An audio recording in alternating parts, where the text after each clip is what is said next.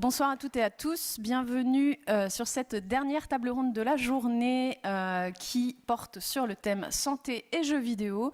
Je suis accompagnée de Vincent Blanchard, vous êtes le secrétaire général de Silver Geek, donc on va reparler de ce qu'est Silver Geek évidemment juste après, ainsi que Yann Leroux, docteur en psychologie et psychanalyste. Merci à vous d'être là ce soir.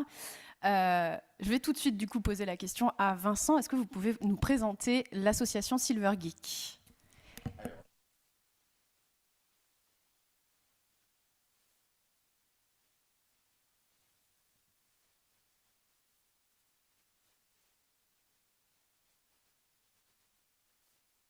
Oui. Je reprends. Donc Silver Geek, c'est une association qui utilise le jeu vidéo pour réaliser 3 missions. Donc l'amélioration de la santé et du bien-être des seniors, ça c'est la première mission. La deuxième mission, c'est le développement des liens sociaux et intergénérationnels. Et enfin la troisième, c'est la réduction de la fracture numérique. Et donc concrètement, comment ça marche ? C'est un projet qui marche sur 2 jambes. La première jambe sont des ateliers numériques ludiques qui sont animés par des jeunes dans des structures d'accueil de seniors où on va leur permettre de découvrir à la fois les tablettes, les smartphones, l'ordinateur. Les personnes ayant leur propre équipement peuvent venir dans les ateliers avec leur propre équipement. Et on va leur faire découvrir aussi le gaming.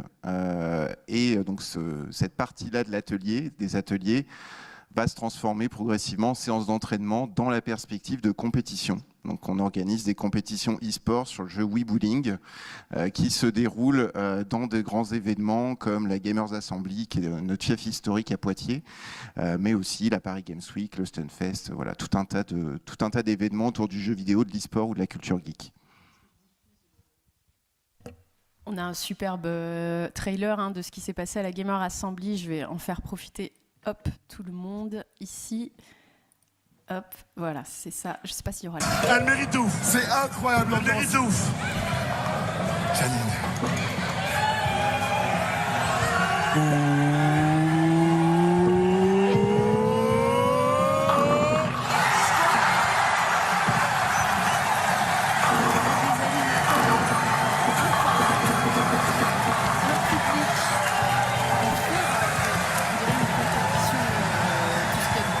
Classique. Elle mérite tout. C'est incroyable.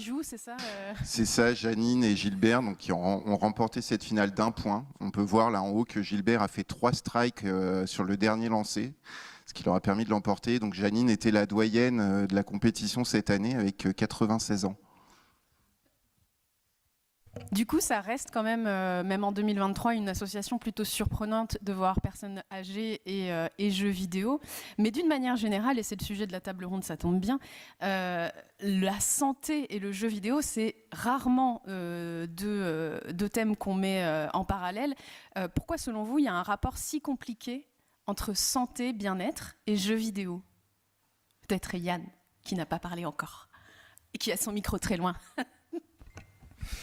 Je crois que c'est la faute aux psychologues. Ah bah bravo les psychologues. Oui, c'est parce que notre job, c'est quand même de regarder les trains qui n'arrivent pas à l'heure. Et quand on a commencé à regarder les gamers, on les a regardés, on n'a pas eu pour eux les yeux de chimène.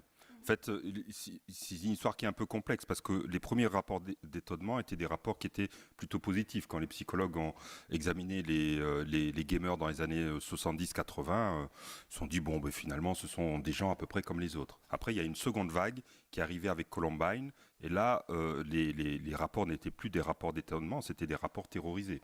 On pouvait lire sous la plume de psychologues que les jeux vidéo étaient des simulateurs de meurtre. Et à partir de ce moment-là, on a commencé à avoir toute une rhétorique qui associait jeux vidéo et problèmes de santé. Et il y a peut-être aussi un second élément à prendre en compte, c'est que le numérique est souvent présenté comme antagoniste à la nature. C'est numérique, c'est digital, c'est synthétique et c'est en opposition totale à l'imaginaire romantique des belles forêts du Jura où les enfants s'épanouissent en toute quiétude. Donc voilà, il y a les psychologues qui ont leur part, mais il y a aussi des représentations culturelles qui sont profondément ancrées et qui font du jeu vidéo quelque chose de problématique parce que c'est numérique.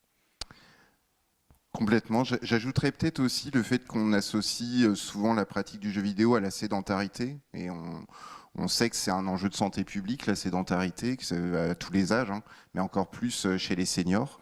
Or, voilà, tous les jeux vidéo ne sont pas des jeux vidéo sédentaires. Nous, ce qu'on fait, c'en a un exemple. Tout à l'heure, il était question de Ring Fit aussi, qui est un jeu de fitness. Nous, par exemple, on l'a expérimenté, Ring Fit, avec des personnes âgées, avec une vingtaine de personnes âgées l'année dernière. Et ce qui était très intéressant, c'est que d'une part, on a touché des personnes qui ne pratiquaient pas d'autres activités physiques. C'est-à-dire, on se rend compte qu'on peut peut-être attirer une catégorie de population qui ne se retrouve pas dans des activités de prévention santé un peu traditionnelles, comme la gym douce, de la marche, etc. C'est très bien pour tout un tas de personnes, mais tout le monde s'y retrouve pas forcément.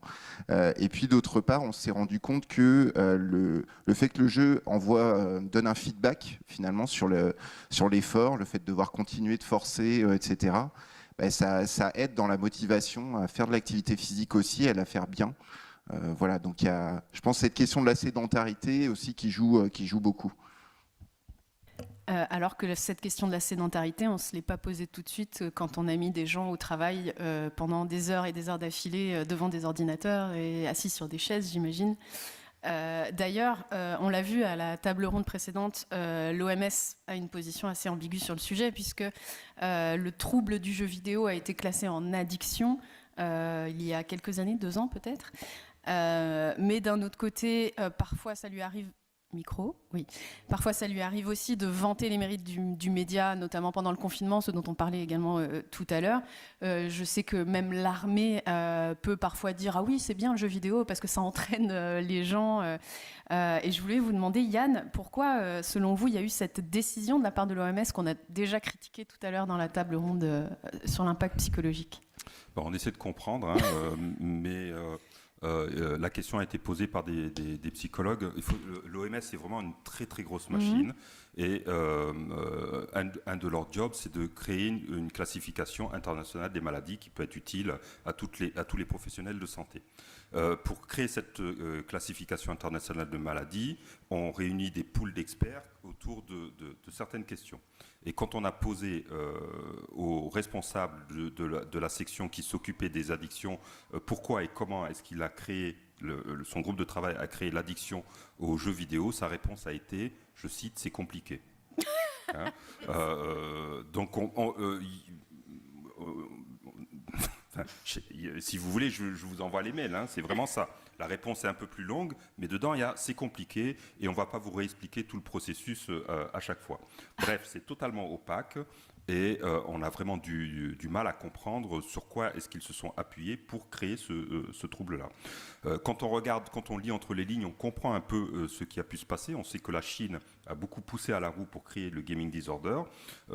Pour les politiques chinois, moi je serais un politique chinois, j'aurais avec le gaming disorder une arme massive extrêmement efficace pour réguler les comportements. La psychiatrie, la psychologie sociale, ça sert avant tout à ça. On va vous dire ça sert à soigner, etc. Oui, d'accord. Mais ça sert d'abord à classer les comportements et les individus. Et le gouvernement chinois aime bien classer les comportements et les individus. Tous les gouvernements aiment bien classer les comportements et les individus. Et tous les gouvernements aiment bien le numérique dès que ça sert à ça. Donc il y a des motivations politiques, il y a aussi des motivations qui sont académiques. Il y a des chercheurs qui ont publié une quantité de papiers parce que c'est bien, c'est le genre de papier qui est publié assez facilement et ça permet de construire une carrière. On a vu des chercheurs dont la position s'est complètement retournée entre le moment où, dans les années 90-2000, ils publiaient des papiers en disant les addictions comportementales et le gaming disorder, c'est quand même l'addiction aux jeux vidéo, c'est quand même un problème. Et puis, quelques années plus tard, l'addiction aux jeux vidéo, c'est quand même quelque chose d'intéressant. Entre les deux, ils sont rentrés dans le board des experts qui ont créé le gaming disorder. Hein. Donc, j'ai tendance à penser qu'il y a une relation. J'ai posé la question à la personne concernée, je n'ai pas eu encore de réponse, et dès que j'aurai une réponse, je vous en ferai part. très gentil. Vous avez dit que le jeu vidéo pouvait servir à classer les individus politiques pour les sociétés. Le numérique, d'ailleurs, vous disiez, ça sert aussi à classer les individus.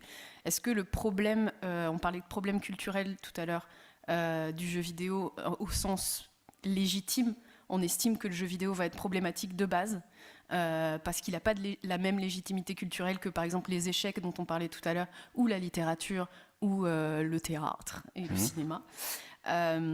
Et est-ce que c'est pas justement cette inutilité du jeu vidéo qu'on suppose qui est intéressante dans le jeu vidéo? Est-ce que c'est pas et qui embête aussi? Et qui embête les détracteurs? Je pense que c'est parce que le jeu vidéo est un jeu et donc c'est quelque chose de totalement inutile et d'improductif que ça embête et que c'est gênant. Hein. On est dans une société où on doit produire massivement des choses. Ça nous a conduit devant le mur, si j'ai bien compris. Ça ne nous empêche pas d'accélérer. Hein. Donc c'est vraiment une histoire complexe parce que dans la culture geek, on a cette composante où il y a toute une part de la culture qui est organisée contre la production. Hein. On joue parce que parce que c'est fun et que ça nous sert à rien. Mais à l'intérieur de cette culture, il y a aussi toute une tendance à épouser les idéaux de la productivité. On est gamer, on amasse des pièces d'or, on amasse des quêtes, on amasse des hauts faits. On amasse des pièces d'armure, etc. etc. Hein, donc on a vraiment les deux composantes à l'intérieur du jeu vidéo. Est-ce que vous pensez qu'un jour il y aura un consensus scientifique justement sur le jeu vidéo? Ça peut être bien pour, ça peut être pas bien pour. Est-ce que ça peut arriver ça un jour? Ça peut être bien pour les seniors, notamment les jeux Exergame. Voilà. Mais on a le consensus, hein. On sait que jouer, c'est quelque chose qui est promoteur de la santé, c'est quelque chose qui est promoteur du développement. Tous les psychologues du développement de l'enfant vous diront que les enfants grandissent et apprennent par le jeu. Hein, je suis désolé s'il y a des professeurs, mais c'est pas à l'école qu'on apprend des choses. À l'école, ce sont des obstacles intéressants que l'on met sur le désir d'apprendre des enfants. Hein, ce qui challenge les plus gamers d'entre eux à apprendre encore plus, mais des fois la partie est très mal équilibrée et pour certains des joueurs de l'éducation nationale, ils ont juste envie de faire Alt F4. Hein. Petite parenthèse. Mais le jeu, c'est quelque chose de nécessaire et d'intéressant pour le développement des enfants et puis des adultes. Quand un adulte ou un enfant n'est pas capable de jouer, ou quand il joue d'une façon problématique, eh bien, c'est que son développement ou son fonctionnement est problématique. Un joueur qui joue de façon problématique, c'est pas simplement un joueur qui joue beaucoup, c'est un joueur qui va jouer juste pour gâcher le plaisir de jeu des autres. Hein. Oui. Un griffeur, par exemple. Quand vous avez un adolescent ou même un adulte qui vous raconte que lui, ce qu'il trouve de fun dans le jeu vidéo, c'est de gâcher la partie des autres, eh bien, on se trouve devant des comportements qui sont vraiment problématiques, voire pervers. Donc ça, c'est vraiment à explorer. Ou une personne qui est incapable de jouer, c'est aussi une personne qui a un développement qui est problématique. Oui, vous vouliez rajouter quelque chose? Je pense qu'il y a encore effectivement beaucoup de travail à faire pour faire évoluer les représentations. Enfin, nous, on s'est lancé sous forme d'expérimentation dès la première année parce qu'on s'adressait à des seniors. On nous a demandé, OK, quels sont vos impacts sur la santé, justement, des participants. Et donc là, on s'est rendu compte qu'il y avait pléthore de littérature scientifique. D'ores et déjà, le projet a été lancé en 2014. Il y avait déjà eu beaucoup d'études à l'international sur les bénéfices des exergames, notamment. Alors, là, je parle que des jeux basés sur le mouvement. Donc, c'est une toute petite particularité, enfin, c'est une toute petite famille de jeux.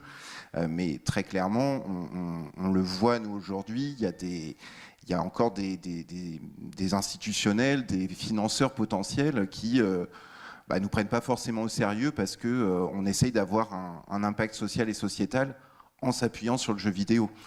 Donc ça nous sert d'une certaine manière parce que, comme vous le disiez en introduction, c'est original et il y a peu de choses qui existent dans ce domaine-là.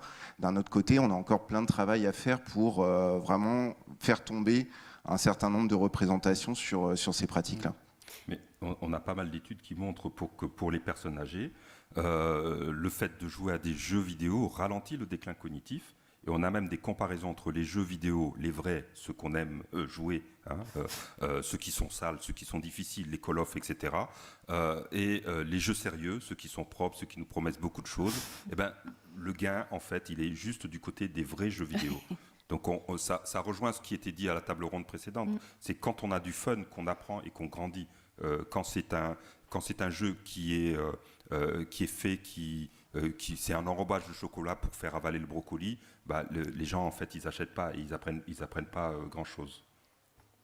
On oublie souvent le rôle du plaisir, et nous ça fait vraiment partie dans l'évaluation d'impact qu'on a fait depuis la première année.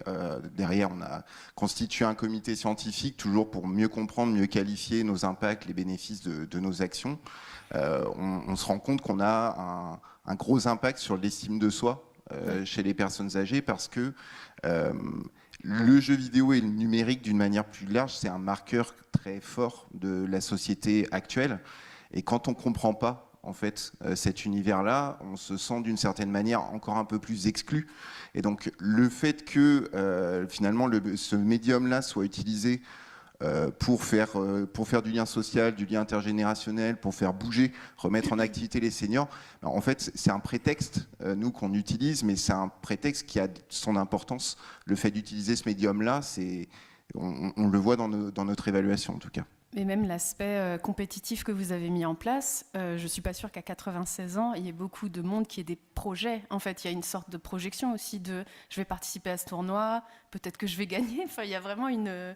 Tout à fait. Il y a un projet de recherche en cours qui s'appelle Devise Up, justement pour mieux comprendre quels sont les enjeux et les effets psychiques et psychologiques de la compétition e-sport chez les seniors. Parmi donc, les témoignages qui ont été recueillis par les chercheuses, il y en a un qui m'a marqué, c'est une personne qui avait créé un petit groupe en interne d'un établissement, d'une maison de retraite, pour demander à la direction que les animations se poursuivent entre 2 saisons. Parce que nous, on mobilise majoritairement des jeunes volontaires en service civique qui interviennent généralement d'octobre à juillet. Et dans certains établissements, les animateurs, animatrices prennent le relais et continuent de proposer les ateliers. Et donc, dans les établissements où ce n'est pas le cas, il y a des personnes qui disaient mais nous, on va être largués quand la saison va reprendre. Donc, et c'est intéressant de voir que championnats qui approchent. C'est ça. C'est intéressant de voir qu'il y a cette projection, justement, chez une population qui ne se projette pas forcément pour tout un tas de raisons qu'on comprend très bien dans le temps, en tout cas. Et alors, vous, avec Silver Geek, vous utilisez essentiellement la Wii, puisque effectivement les Exa Games, c'est ça, c'est surtout la Wii. Kinect aussi ou pas? Alors, Kinect faisait partie de l'expérimentation la première année. Et en fait, ça fonctionnait moins bien parce que le fait de ne pas avoir de périphérique à tenir, c'était compliqué pour les personnes, plus compliqué de jouer qu'avec une Wiimote qui ressemble aussi beaucoup à une télécommande, donc un objet qui est connu. Non, en revanche, on mène des expérimentations donc depuis 2-3 ans en lien avec les éditeurs de jeux vidéo.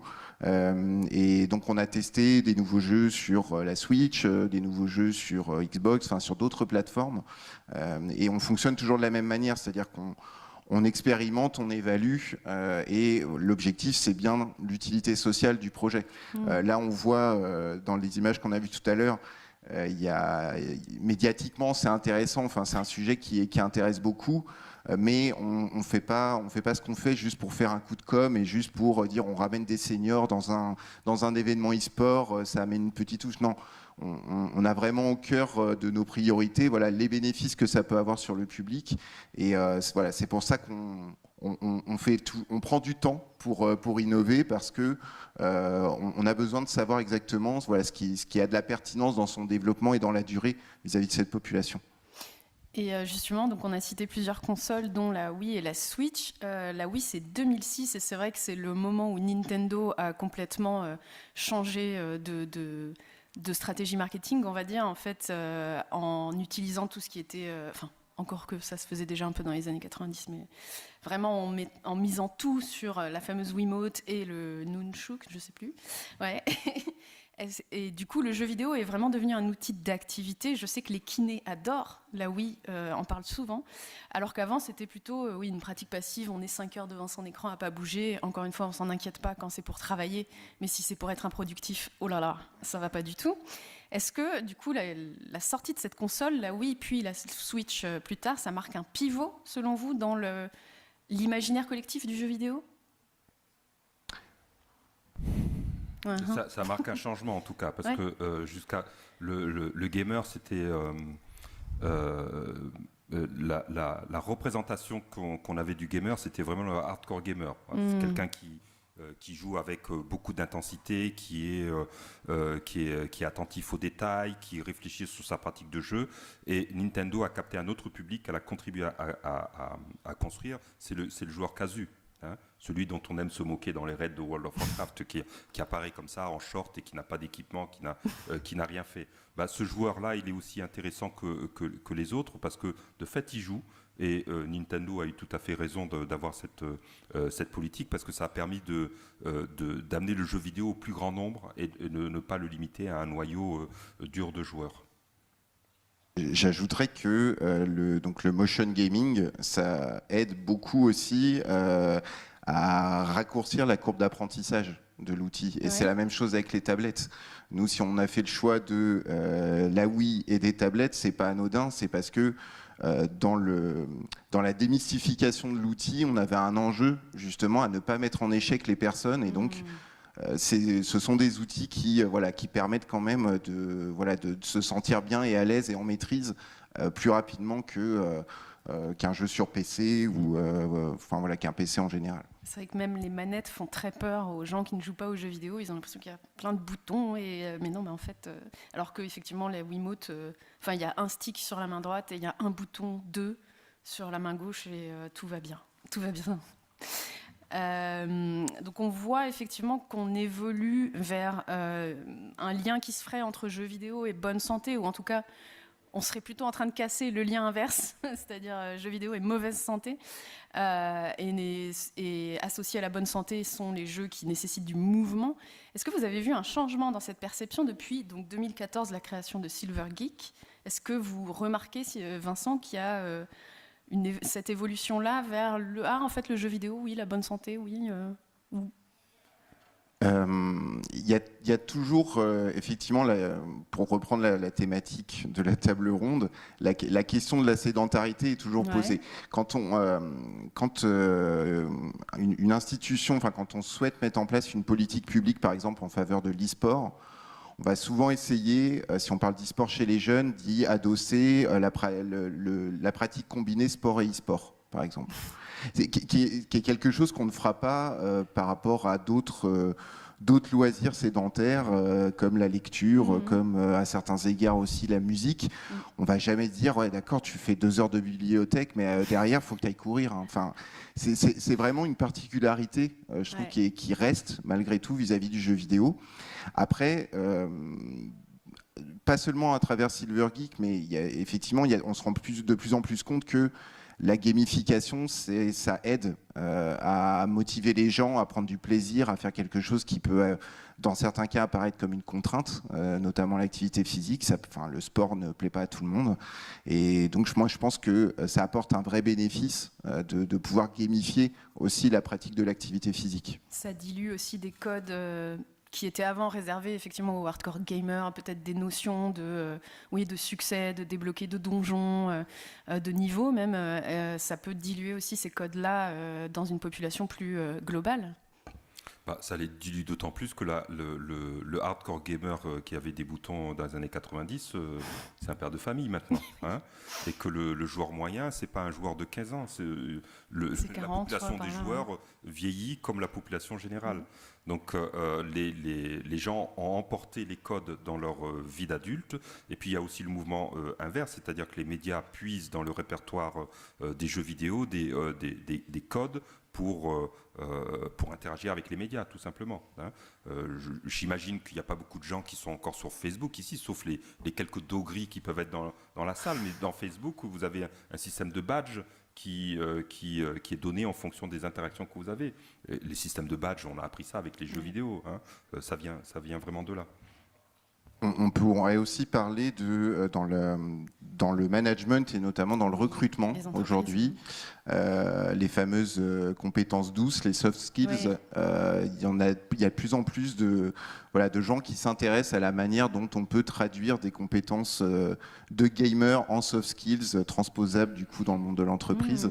Donc Ça commence, c'est Gabrielle Lavenir, qui est membre de notre comité scientifique, qui dit souvent qu'elle fait la comparaison avec d'autres médiums comme la télé, qui est passé par une période là aussi où on disait que c'était dangereux, que c'était mauvais, et puis après c'est devenu super parce que ça permettait d'informer les gens, etc.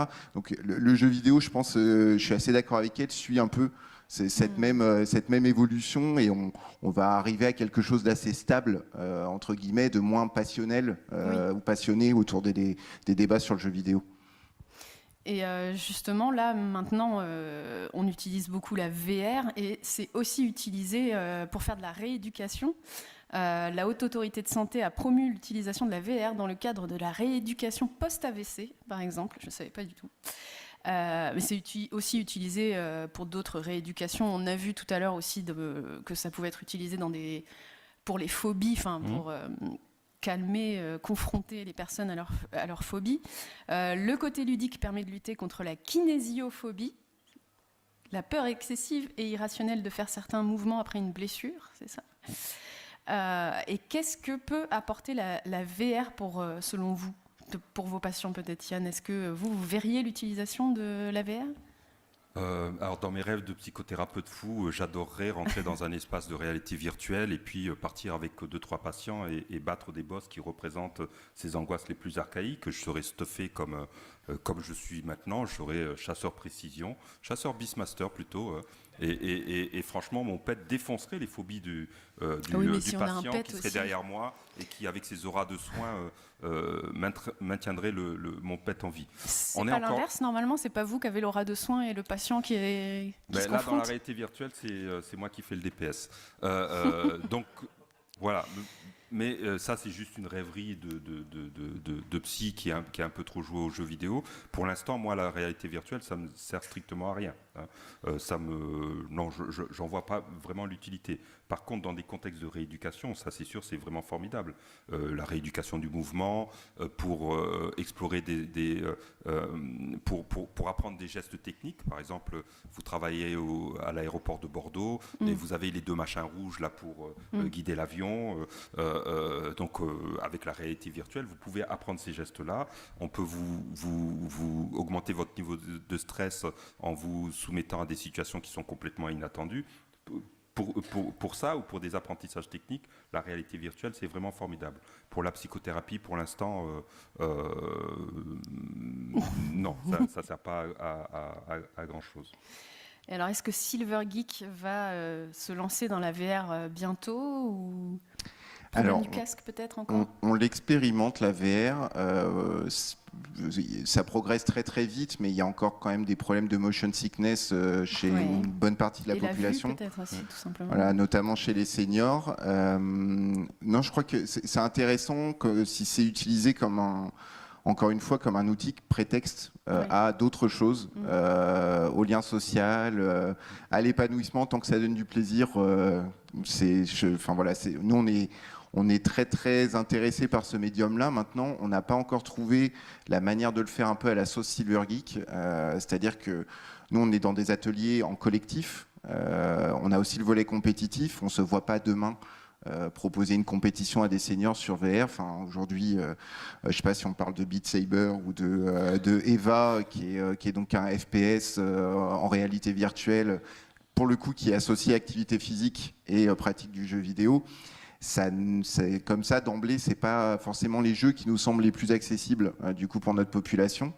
Ce qui nous manque un petit peu aujourd'hui, c'est la manière dont on peut faire de la VR en collectif. Alors, on peut partager une expérience en réalité virtuelle en collectif, mais on reste un peu chacun dans sa bulle, entre guillemets.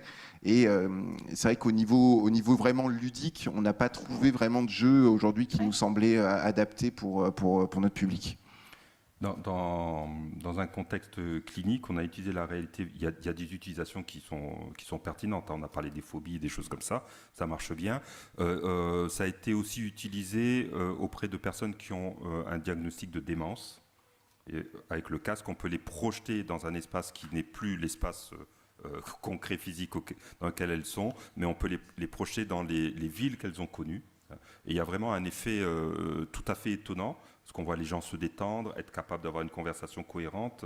Ça permet vraiment ça leur permet de s'immerger dans des situations qui sont celles de leur passé, et qui correspondent peut-être un peu aux images internes qu'elles ont gardées. Et ensuite, il y a un échange qui est plus facile avec la personne malgré la démence. Donc il y a des choses qui peuvent être développées dans ce contexte-là.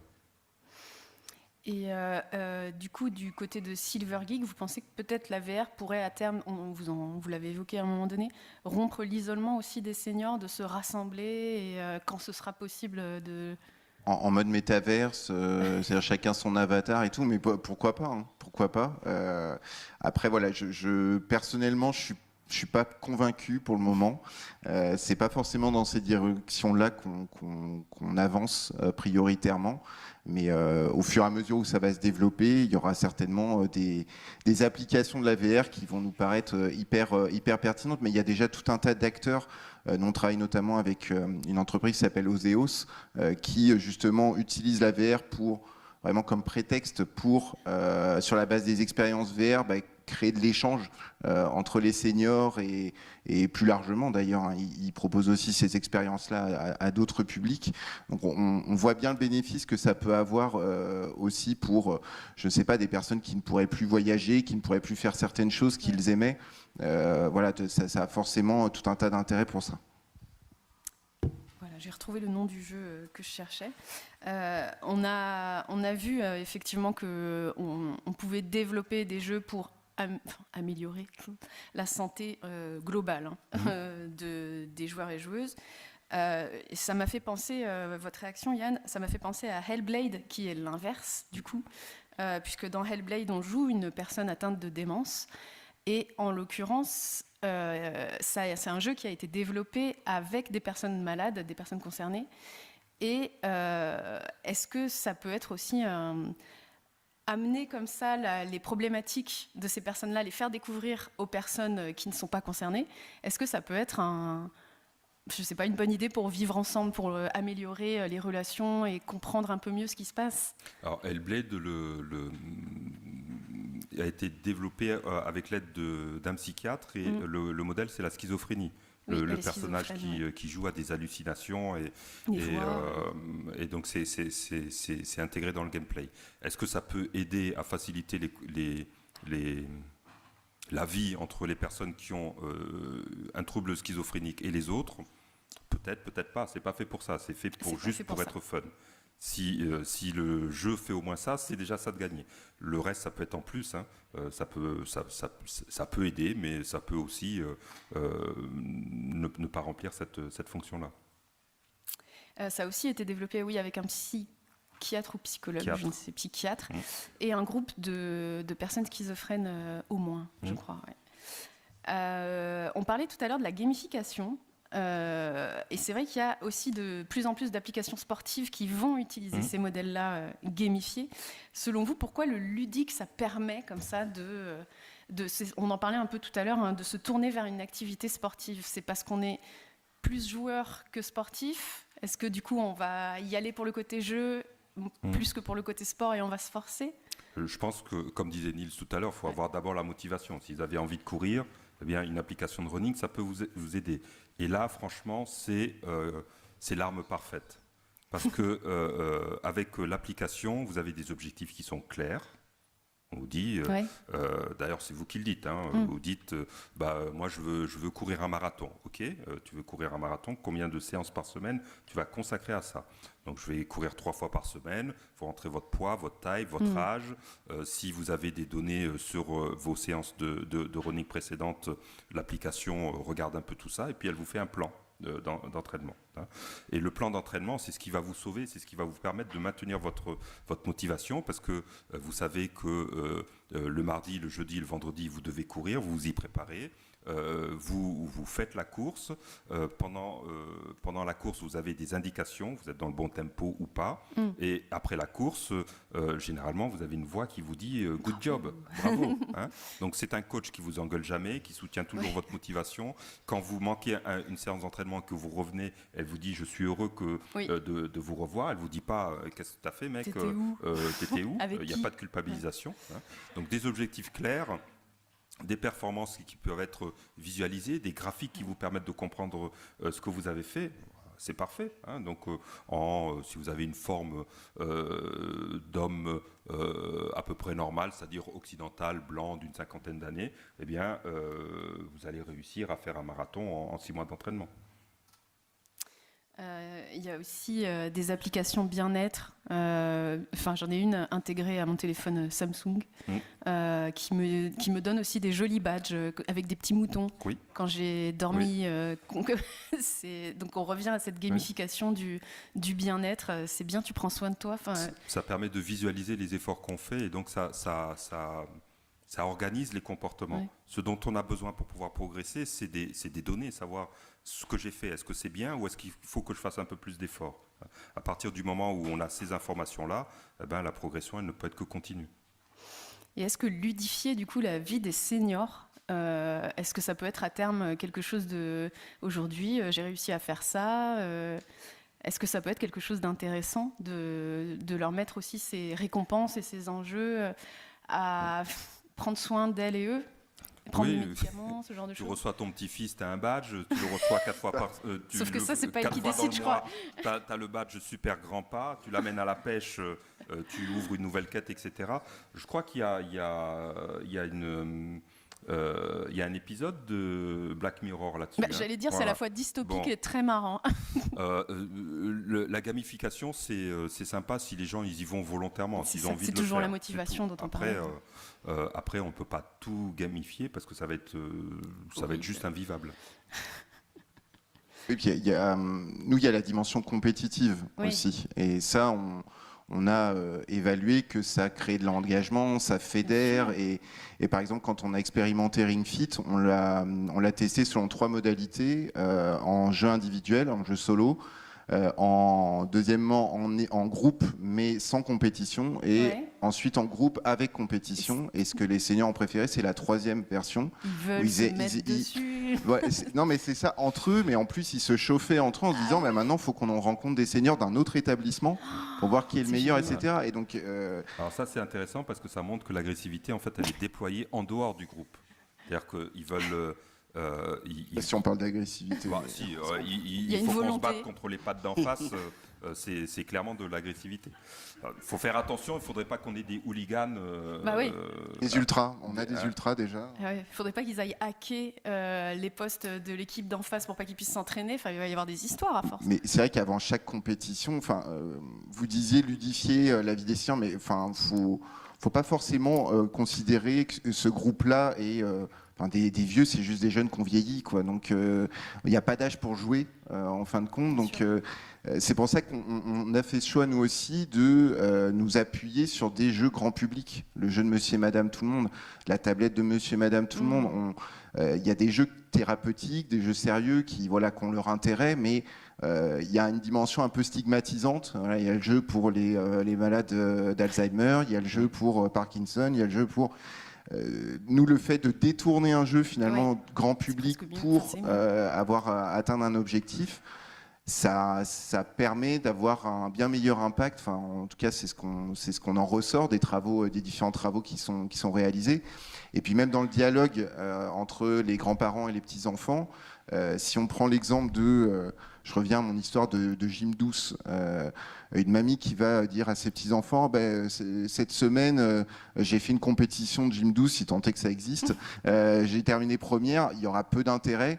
Le fait de dire je reviens de la Gamers Assembly, j'ai pris une photo avec Captain America, parce qu'on les voit les seniors aussi, ils voient les cosplayers, ils sont c'est tout un univers, et on voit que ça a un impact sur eux de se dire moi aussi, je sais faire, je Ouais. pratique, ça a un impact sur le bien-être. Oui, c'est à nouveau le partage de culture dont on parlait quand la culture se diffuse. Il y a une reconnexion du coup culturelle en tout cas au moins et sentimentale, émotive avec leurs enfants et leurs petits-enfants et ça forcément ça fait du bien, j'imagine. Une dernière question, est-ce que Silver Geek pourrait collaborer avec un ou des studios de jeux pour créer le jeu idéal ou est-ce que vous voulez rester sur des jeux grand public? On aimerait plutôt que les jeux grand public intègrent Ouais. beaucoup mieux les spécificités de cette population. Il y a eu beaucoup de progrès de faire sur l'accessibilité, que ça soit sur le hardware ou dans le développement, sur les réglages qu'on peut faire sur les jeux par rapport à des problèmes visuels, etc. Il y a des choses qui avancent moins vite, c'est sur la question du rythme et du nombre d'informations qu'on va avoir dans un jeu. Souvent, ce qui perturbe les seniors quand on teste un jeu, je vous donne l'exemple de Mario et Sonic aux Jeux Olympiques. On l'a testé, on s'est dit, tiens, c'est encore un autre Exergame, on va voir ce que ça apporte. Et en fait, ils étaient perdus parce qu'il y avait tellement d'informations et tout était tellement basé sur le rythme et la réactivité que c'est excluant parce qu'on sait que dans le déclin cognitif, c'est notamment sur la réactivité qui a des problématiques dans l'avancée en âge. Donc, on militerait plus pour que les développeurs prennent en compte le fait que oui, il y a peut-être des vieux qui vont jouer à leur jeu pour faire un jeu qui soit ouvert à tous et inclusif, plutôt que de se dire voilà, on va faire un jeu spécifique pour les seniors. Est-ce que c'est en vieillissant que les développeurs et développeuses se mettront à développer des jeux Possiblement.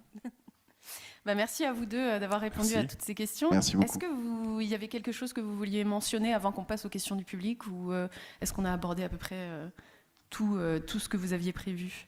Je fais juste un petit instant promo. Prochaine finale régionale de Silver Geek Sud-Occitanie à Marseille. Ce sera visible sur Twitch, en direct sur notre chaîne Twitch. Et vous serez au Stunfest cette année? On sera au Stunfest cette année aussi. Moi, je vous avais vu au Stunfest et c'était incroyable. Je conseille à tout le monde d'aller voir les compétitions. J'ai l'impression de faire de la pub, mais en même temps, l'ambiance était incroyable. Vous n'imaginez pas. Merci. Merci à vous deux d'avoir répondu à toutes ces questions. Si vous avez des questions dans le public et sur le chat YouTube, c'est le moment parce que d'ici moins de 10 minutes, on va passer à la remise des prix du concours Jeunes Talents 2023. Il y a une question là-bas, et peut-être là aussi.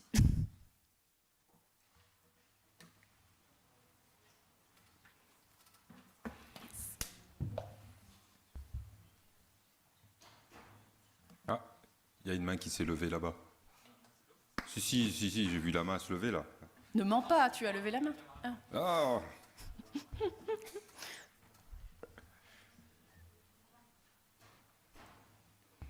Vas-y, hein. Super. Merci.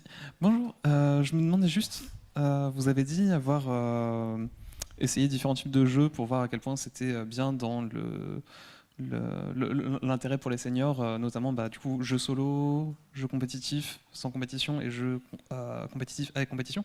Est-ce que vous avez eu l'occasion d'essayer les jeux coopératifs? Est-ce qu'il y avait un peu un effet de groupe aussi, peut-être, qui s'est développé avec ça? Pas suffisamment, à mon sens. Effectivement, on n'a pas essayé suffisamment. Après, nous, les compétitions se font en équipe. Donc, il y a aussi de la coopération entre les joueurs et joueuses seniors, mais aussi avec les jeunes qui les accompagnent, qui se transforment en coach. Mais des jeux de coopération, pensez à quelque chose comme It Takes Two, ce type de jeu-là. En fait, on pourrait le faire. On en revient à cette question de l'accessibilité du jeu et notamment de la plateforme. Je ne sais pas si It Takes Two, ça se joue sur n'importe quelle plateforme. Je crois qu'il est sur, peut-être pas sur une Switch, et encore j'ai un doute, peut-être qu'il est sorti sur Switch, donc ouais, je pense toutes. Mais pour en revenir à ce que vous disiez tout à l'heure, oui, la manette, l'apprentissage de la manette, une vraie manette de gamer, ça prend du temps à maîtriser pour un senior qui ne connaît pas. La semaine dernière, on participait au festival NUMOC, qui est le festival numérique des bibliothèques de la ville de Paris. on a fait un atelier sur Assassin's Creed Odyssey en mode Discovery Tour. Donc le mode non violent, le mode culturel voilà, d'Assassin's Creed. Et pour le coup, c'est un jeu qui est plutôt intéressant pour apprendre à utiliser une manette. Mais voilà. Même la 3D, j'imagine que c'est déplacé dans un environnement Exactement. 3D. Voilà, je ne sais pas si je réponds correctement à votre question. Est-ce qu'il y a d'autres... Est-ce qu'il y a d'autres questions dans le public ou sur YouTube? Je ne sais pas si je peux aller consulter YouTube, mais ça va être un peu long. Bah écoutez, s'il n'y a pas d'autres questions, on peut... Bravo. Ah, désolé YouTube, je vais regarder. Ah oui, c'est It Takes Two. Oui, question. Bref, d'après vous, qu'est-ce qui manque pour que ce genre de pratique, que ce soit autant du côté de l'avantage des seniors, autant du côté de l'intérêt clinique qu'on peut percevoir, qu'est-ce qui manque pour que ce soit plus connu? C'est-à-dire qu'on n'ait pas l'impression que ça reste une espèce d'épiphénomène. Je pense que nous, on est bien conscients que ce n'est pas le cas, mais que j'ai l'impression que dans la vision du grand public, ça reste un petit peu « Ah, c'est cool, c'est des vieux qui jouent à la Wii » ou « Oui, c'est des psys qui sont un peu perchés parce qu'ils veulent faire des jeux vidéo avec leurs patients. » Du temps. Non, mais ça reste, c'est jeune le jeu vidéo finalement. Donc, nous, on se prépare aussi à la prochaine génération de vieux, entre guillemets, de retraités. Ce ne sera pas la même que celle à laquelle on s'adresse aujourd'hui. Je pense qu'à l'avenir, dans les maisons de retraite, on se fera des LAN. J'espère, oui. Quel non, est mais l'intérêt, complètement, c'est une question de temps et je pense, de génération. Et après, effectivement, il y a encore la problématique de faire évoluer les représentations, ne serait-ce qu'en montrant ce qu'est la diversité du jeu vidéo, déjà. Parce que finalement, les représentations, tout à l'heure, l'exemple a été donné de Fortnite, je crois, dans la table ronde précédente, il y a des jeux comme ça qui polarisent un petit peu les représentations négatives, que ce soit des parents ou des grands-parents. Et nous, les seniors, ils n'ont pas l'impression, au début des ateliers, ils n'ont pas l'impression de jouer à un jeu vidéo, en fait.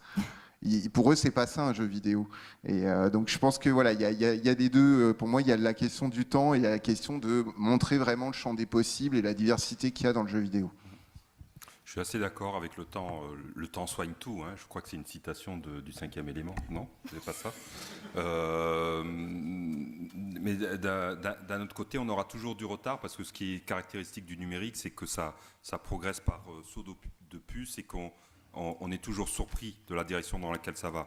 Moi, je suis tombé dans les jeux vidéo quand j'étais petit, je m'en suis jamais totalement remis.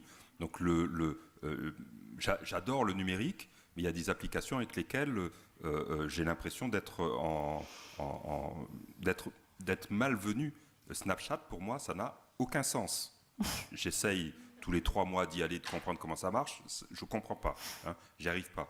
Donc je pense que lorsque nous, on sera à la place des gamers seniors, le numérique aura tellement évolué qu'il y a des pratiques numériques qui nous seront complètement inconnues. Donc on jouera à la nouvelle extension de WoW, mais on nous regardera vraiment comme des has-been. Ce sera, ouais, les gars, vous jouez à WoW avec une souris, quoi. Vous êtes vraiment sérieux? Où sont vos implants cérébraux, hein, voilà. Donc le temps soigne tout, mais pas la vieillesse. Je crois que dans le 5e élément, c'est le temps n'a aucune importance, seule la vie est importante. Ce qui marche aussi avec le jeu vidéo. Alors, voilà, on voit là la graine d'universitaire, la citation bien précise, alors que moi, avec mon côté un peu romantique, je reconstruis désolée. Tout. Quoi. Ouais, bon. J'ai beaucoup trop regardé ce film étant enfant, mais... merci à toutes et tous d'avoir suivi toute cette journée de conférence. Merci encore une fois. Merci pour la citation. Merci beaucoup. Rien, ça me fait très plaisir. Merci d'avoir participé. On va passer à la remise des prix du concours Jeunes Talents 2023. Vous pouvez applaudir les intervenants.